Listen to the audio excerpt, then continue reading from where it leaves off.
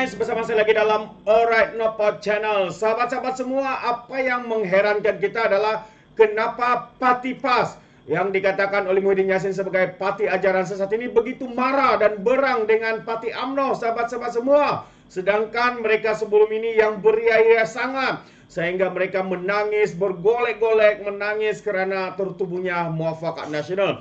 Tapi akhirnya mereka meninggalkan UMNO dan memilih bersama dengan Bersatu, sahabat-sahabat semua. Jadi hari ini kita mau mendengar satu pencerahan yang selama ini kita tidak pernah tahu, ya sahabat-sahabat semua, berkaitan dengan UMNO dan juga PAS yang begitu marah ya bersama ataupun marah dengan parti UMNO ini. Jadi mari kita dengar pencerahan daripada salah seorang ya pemimpin daripada UMNO ini, Ketua Penerangan UMNO, yaitu Dato' M.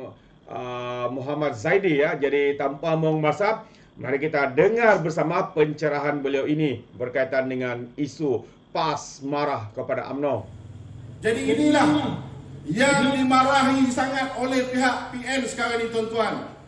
Mereka tak menyangka bahawa Barisan Nasional ini satu parti yang terbuka sifatnya, yang ada tasamuh, boleh berlapang dada, memaafkan PH memaafkan kita atas perjuangan masing-masing sebelum ini, dan kita membentuk satu kerajaan ataupun pemufakatan yang lebih hebat berbanding dengan pemufakatan nasional bersama dengan PAS.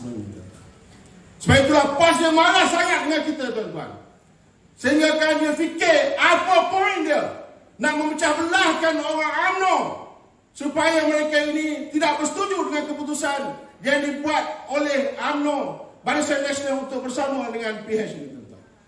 Lalu mereka mengatakan bahawa, wahai orang-orang UMNO, jangan ikut pemimpin kamu, kerana pemimpin kamu sebenarnya berpakat dengan DAP. DAP, kenapa DAP?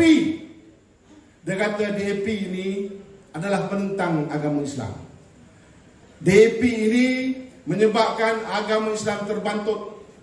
DAP ini menyebabkan agama Islam tidak dapat dilaksanakan dalam negara kita. Dan ini, tuan-tuan, kalau kita dengar macam tak logik. Tetapi ramai ahli UMNO yang terpengaruh dengan hujah yang diberikan oleh PAS ini. Kerana kebetulan kita berjuang menentang DAP ini 50 tahun lebih, tuan-tuan. 50 tahun lebih kita berjuang menentang DAP. Tiba-tiba kali ini kita nak berpakat dengan DAP. Tapi kita katakan bahawa kita tidak berpakat dengan DAP. Kita berpakat dengan siapa? Dengan PH. Betul tak, tuan-tuan?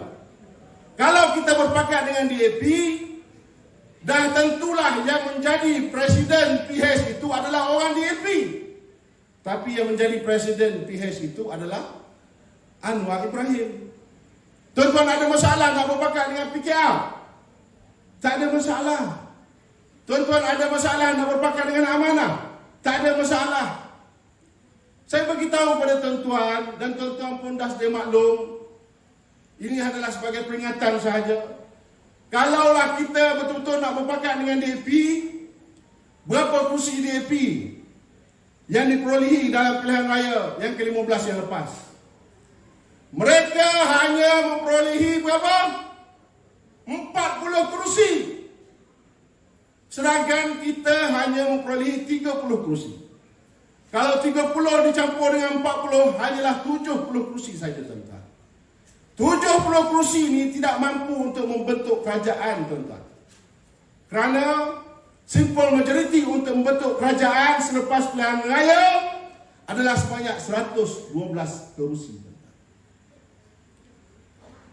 Tetapi apa yang kita rasa bangga apabila kita bekerjasama dengan PH, semua syarat-syarat yang kita kemukakan kepada PH untuk mereka membentuk kerajaan perpaduan pada hari ini diterima tanpa bahas, diterima tanpa pindaan, walaupun titik, walaupun noktah tidak diubah oleh DAP dan PH itu sendiri, tuan-tuan. Terutama sekali berkenaan asas-asas perjuangan kita, iaitulah untuk mempertahankan agama kita untuk menegakkan agama kita dan juga untuk mengembangkan agama kita. Jangan sentuh sensitivity berkenaan dengan agama di Malaysia ini, tuan-tuan. Ini syarat kita. Sebab kita tahu perkara ini begitu kritikal sekali, begitu crucial sekali, tuan-tuan. Kerana kita bimbang seumpama yang berlaku sebaik sahaja Tun Mahathir menjadi Perdana Menteri yang kedua pada tempoh selepas pilihan raya yang lepas, pilihan raya 14, kita tengok bagaimana DAP telah menunjukkan belang dia. Kita memang dah tahu dah DAP ni perjuangan dia macam mana. Dia memperjuangkan Malaysia kesamarataan. Betul tak, tuan-tuan? Kita tahu sifat harimau ni macam mana.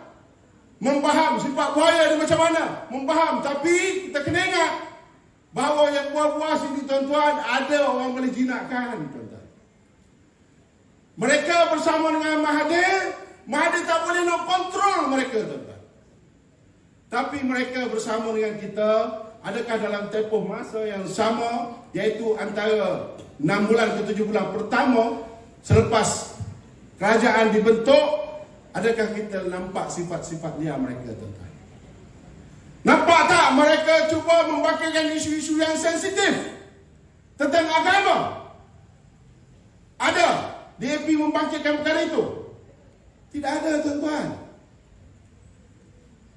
Ada tak mereka membangkitkan isu hak keistimewaan orang Melayu?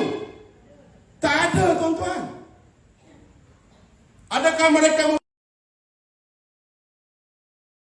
hak Bumi Putra, hak raja-raja, kedudukan raja-raja Melayu? Ada mereka mempertikaikan, tuan-tuan? Tak ada. Maknanya apa, tuan-tuan? Maknanya mereka boleh bersama dengan kita, tuan-tuan, walaupun kita katakan mereka mempunyai agenda mereka sendiri. Tetapi selagi mana mereka bersama dengan kita, agenda itu tidak boleh dilaksanakan, tuan-tuan. Inilah kehebatan UMNO. Yang menghina raja-raja Melayu sekarang ini siapa, tuan-tuan? Tadi ketua bahagian tersebut siapa? DAP ke, tuan-tuan? Siapa? PAS. Inilah tarbiyah orang PAS. Mereka menghina raja-raja Melayu. Menghina Sultan Selangor itu bermakna menghina raja-raja Melayu, tuan-tuan. Boleh kita benarkan? Tak boleh, tuan-tuan. Dan mereka ini, tuan-tuan, menggunakan agama, menunggang agama untuk kepentingan parti mereka, tuan-tuan. Mereka kata DAP mengancam agama. Saya nak tanya, tuan-tuan, adakah betul DAP mengancam agama Islam?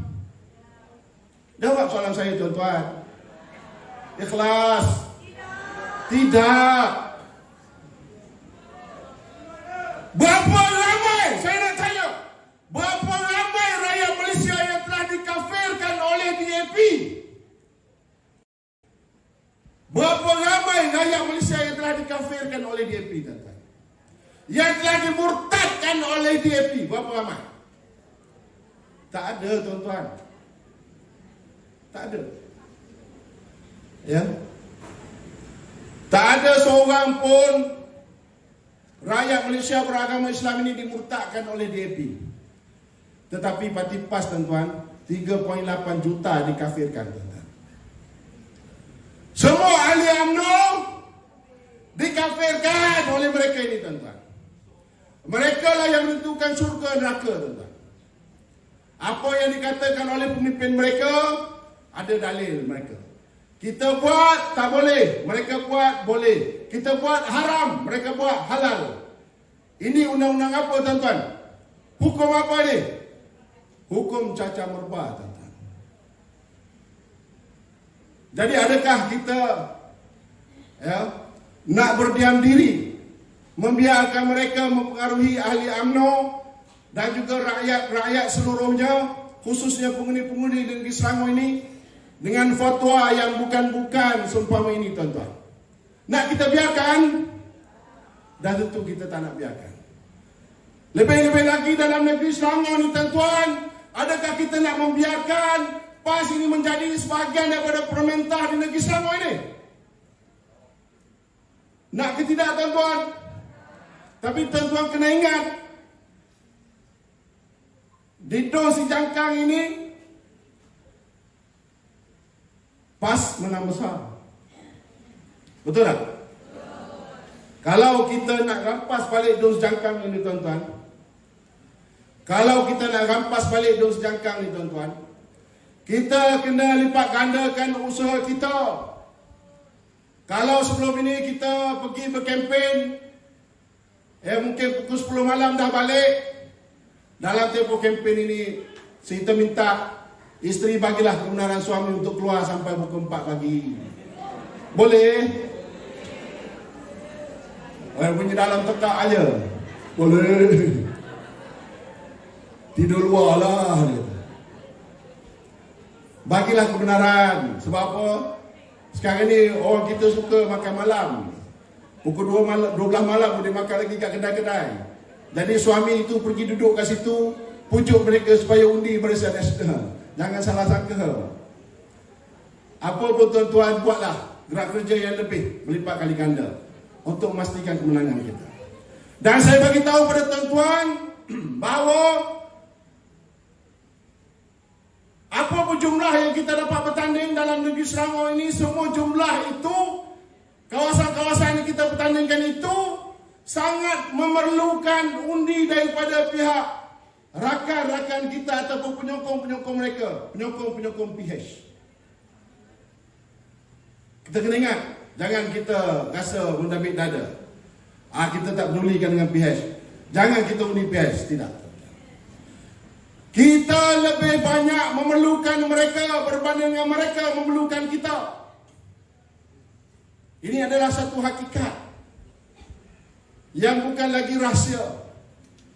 Sebab itulah secara terbuka saya menyeru, kalaulah kita bertanding di salah satu don, ada 2 don lagi dalam parlimen ini, kawan-kawan kita yang berada di 2 don itu, jangan mereka lari ke mana-mana. Tempat utama sekali tempat don yang kita bertanding, kerana nak sokong calon yang kita bertanding. Kekallah tuan-tuan di mana tuan-tuan berada. Dan kalau kita perlu buka bilik gerakan, kita buka bilik gerakan bersama dengan PH untuk memastikan calon-calon PH juga menang dalam PRN akan datang ni, tuan-tuan. Di don yang kita tidak bertanding di Parlimen Kuala Langgar ini, tuan-tuan. Boleh, tuan-tuan?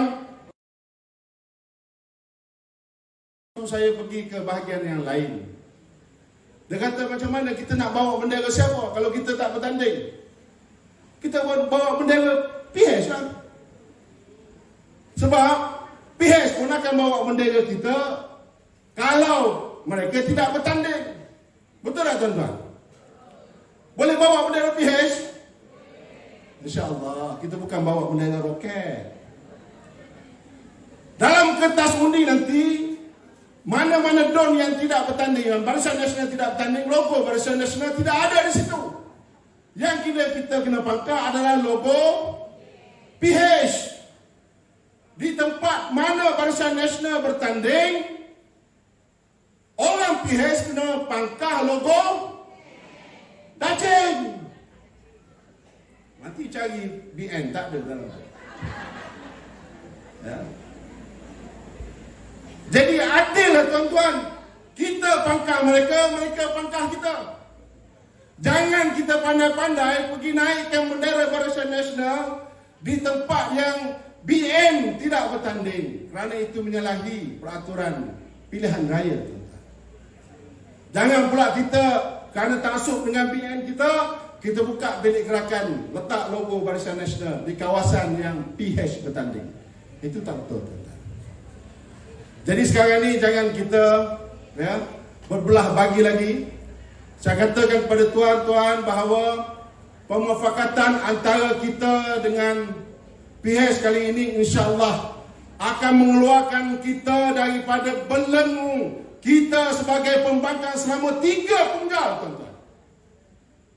Tuan-tuan larat lagi tak duduk dalam negeri Selangor ni sebagai pembangkang. Nak lagi ke tidak? Tak nak. Kita kalau boleh, kita nak pemimpin kita dilantik sebagai ahli majlis. Betul tak tuan-tuan? Di majlis perbandaran Kuala Langat nak buat kerja mudah. Betul tak tuan-tuan? Kita nak kalau boleh pemimpin daripada UMNO yang menang dalam pertandingan nanti, dalam pilihan raya nanti menjadi timbalan menteri besar. Nak ke tak nak tuan-tuan? Kita nak wakil rakyat kita menjadi esko dalam kerajaan perpaduan. Nak ke tak nak tuan-tuan?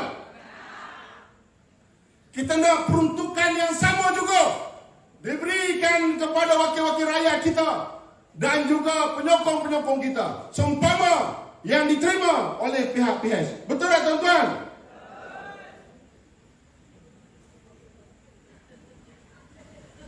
Semua kita nak. Tapi tinggal lagi sekarang ni, kita ready, kita ready.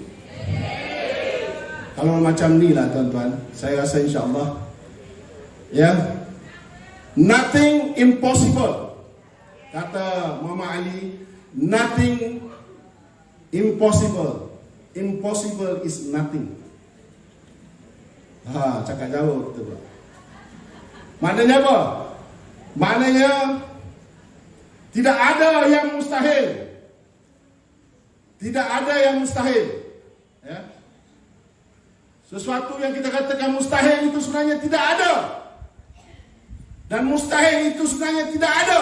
Semuanya boleh dicapai kalau kita bersungguh-sungguh, kita mengharapkan dengan doa, kesabaran, dan juga kita buat kebajikan kepada rakyat. InsyaAllah, in tansurullah yansurkum wa yuthabbit aqdamakum. Kalau kamu tolong agama Allah, nescaya Allah akan tolong kamu dan menetapkan pendirian kamu.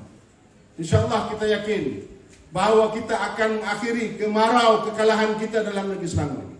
Bagi mereka yang tidak bersetuju, saya minta ya ke depan dan beritahu kepada ketua bahagian atau kepada saya, pada Datuk Lokman, pada siapa saja pimpinan, apa formula yang mereka boleh pakai, apa formula yang mereka nak pakai untuk meraih undi yang lebih ramai, mengatasi undi PN di si jangkang ini tuan-tuan.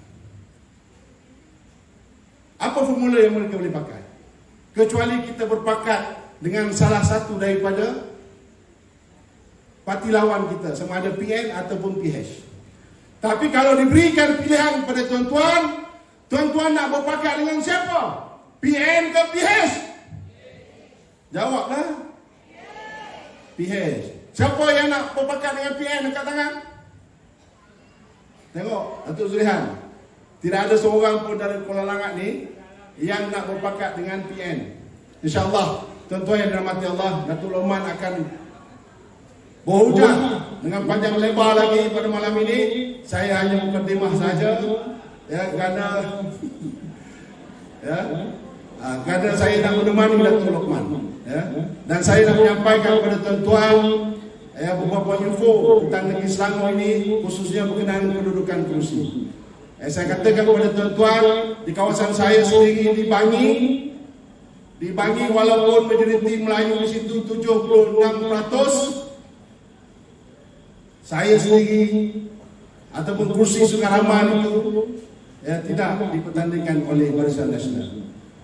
Di Kajang PKR, di Balakong DAP, di Sungai Raman pun amanah, di Parlimen Bangi DAP.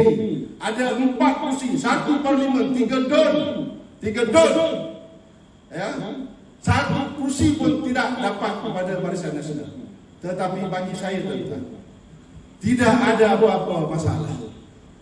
Bagi ahli-ahli saya, ahli-ahli UMNO di Bangi, insya-Allah bawalah siapa pun nak mengaruhi mereka untuk menentang keputusan ini, mereka tidak akan termakan dengan ya, dakwah apa ni, daya mereka ini. InsyaAllah kita menerima keputusan. Kerana kita kena sedar bahawa kita sejak daripada PRN yang ke-11 kita mengunduh daripada 54 kursi kita jatuh pada 20 kursi. Pada PRU 12. Pada PRU 13, kita jatuh kepada 12 kursi. Pada PRU yang ke-14, kita jatuh pada 4 kursi. Jadi kalau kita tidak mengubah kaedah dan pendekatan kita untuk masuk dalam PRU 15 ini ataupun PRN 23 ini, tuan-tuan, masih lagi menggunakan kaedah yang sama, pergi Solo, tapi kita dah tahu orang tak menyokong kita. Jawapannya apa? Daripada 4 mungkin kita goyang. Betul tak? Nah, ini kita kena terima hakikat. Kalau dah kalah, tu buat cara kalah. Jangan kita berlagak macam kita ni orang kuat. Tak. Terbaik, itu dia satu pencerahan ya daripada Ketua Penerangan UMNO ya, Negeri Selangor ya, memberikan pencerahan yang begitu padu sahabat semua. Dan hari ini dengan sepenuh komitmen mereka membuat kenyataan bahawa kerjasama ini harus dilaksanakan antara kepercayaan di antara satu sama lain, yang mana Barisan Nasional akan menyokong Pakatan Harapan dan juga Pakatan Harapan akan menyokong Barisan Nasional. Terbaik, jadi kita mengharapkan ya kerajaan di bawah pimpinan Pakatan Harapan yang bersama dengan Barisan Nasional kini di Selangor ini akan memperoleh banyak lagi kemenangan di Selangor. Itu saja sahabat semua, terima kasih kerana mendengar dan izinkan saya untuk mengundurkan diri. Dan seperti biasa, peribahasa mengatakan apapun kangkap 2 ton keinginan. Dalam bahasa Melayunya, tepuk dadah, tanya selera. Sekian, bye-bye.